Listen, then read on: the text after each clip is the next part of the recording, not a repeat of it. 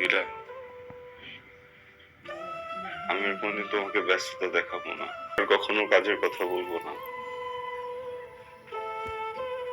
কয়েকটা দিন সময় দাও, দেখবা সব ঠিক করে ফেলবো। আমি জানি তুমি আমাকে কখনো মাফ করবা না,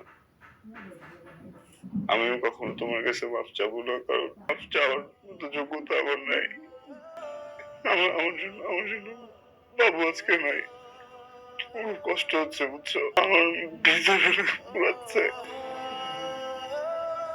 তার থেকে বেশি ভয় হচ্ছে না, মনে হচ্ছে তুমি আমাকে ছেড়ে চলে যাবা। তুমি কি পাগল নাকি? হ্যাঁ, চাকরি ছেড়ে দিব, আমি কখন চাকরি করবো না, কাজই করবো না, যাবো কেন যাবো? হ্যাঁ, বাচ্চা বিয়ে করছি আসলে। আমার এই বাচ্চাটা যতদিন জীবনে আছে, আমি যতদিন বেঁচে আছি, আমার জীবনে বাচ্চা লাগবে না, বাচ্চা না হলে চলবে।